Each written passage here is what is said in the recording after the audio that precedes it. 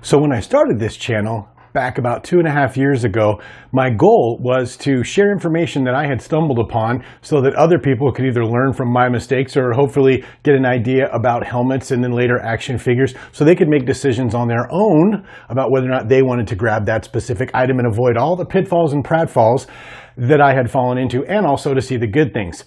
So because of that, I was reluctant to make a video pertaining to this helmet in addition to some other reasons. But I put up a community post just to show off the helmet because I thought it was beautiful nonetheless, and I was so excited to have it. And my fellow whiskey drinker made a request asking for me to publish a video regarding this helmet. So with that, let's get into this.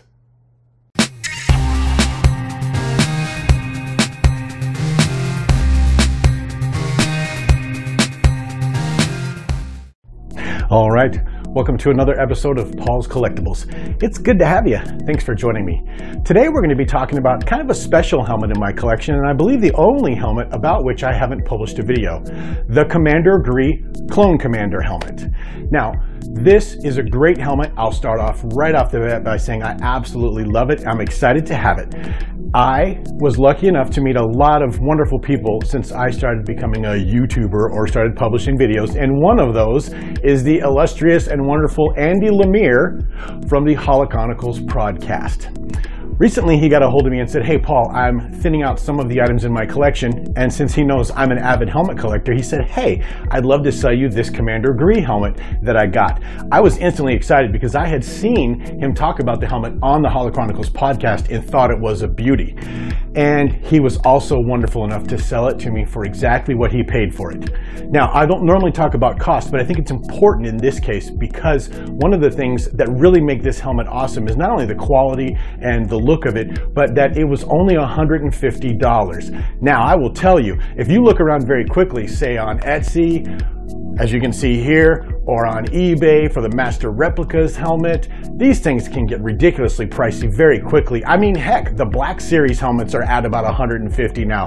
So to get a custom rotocast helmet at this price is absolutely unheard of, and the helmet would have to be terrible for you not to pick it up. And this is nowhere close to that. This one's beautiful. So Andy sent me the helmet, and because he bought it from a convention and the guy who was selling it didn't know who had made it, and because it had come from Andy and Andy's a good friend, I just decided I wasn't going to publish a video on this one because I couldn't tell you where to find it, and I wanted to be honest if I did a video and point out some flaws, and I didn't want anybody to think that I was nitpicking Andy or anything like that. Now, I've talked to Andy and he knows that I'm doing this video, and he also knows that I'm going to point out some of the flaws, but with his absolute consent and blessing, he knows that I am absolutely ecstatic about the helmet, and overall it's a great purchase, a great helmet, and it displays nicely. But with all of that being said ahead of time, let's get into this helmet and take a look at it. Okay, so let's start off with the basics. Maybe you don't know who Commander Gree is. He is that clone that was in Revenge of the Sith that attempted to take Yoda into custody or kill Yoda, and paid with his head, unfortunately. As you can see, somebody salvaged his helmet here and sent it to me.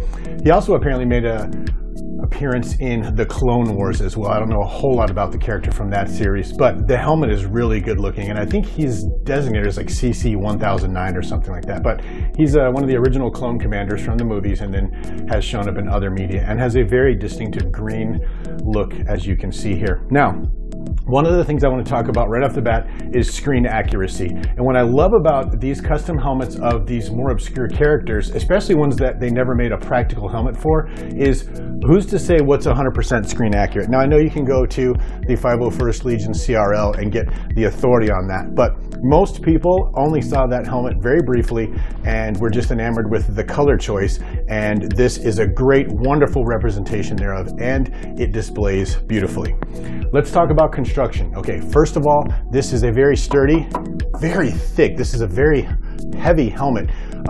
It feels like a fiberglass cast. It's definitely a cast, it's not plastic, and it's done very well. And it was also, if it was sanded, it was sanded very well. It's very proportional, it looks very good. Since we're talking about the cast, let's talk about one of the negative flaws. And this, once again, is a very huge nitpick, as most of these flaws I'm going to point out will be. This is very thick in this nose and bridge area right here. And so the front of the helmet comes way far out from where the visor is on the inside. But once again, you don't notice that unless you're standing here staring at the helmet, reviewing it like I'm doing right here. So that's well within acceptability. The lens inside is some sort of flexible plastic. It looks very good and it gets the job done. Now, let's talk about the paint job. Wow, just beautiful. You could tell it was cut in very nicely in most places. Very shiny, very pretty. As you come around, you can see they've got the gray in here, the black accent underneath it, then like the silverish shiny and the darker green here, and then of course the ears are the whitish and they have the black accents in there. As you come around, you can see more of the dark green, more of the silver. These feel like decals. I believe they are. That's probably like a dark green decal. Either that or it's a very heavy raised paint. Done very well though. As you get around to the back, looks very good, very screen accurate. They got the black in there. Nice, good color on there. A little bit of the gray got on the black there. Not a huge deal. And you can see when you're looking at this helmet, the paint job, kind of very, very slight, very small painting deficiencies that only someone like me or someone who's really into helmets would notice. Like right here, the tan, which I think is very cool that they caught that this is tan up here. At least I'm assuming it is.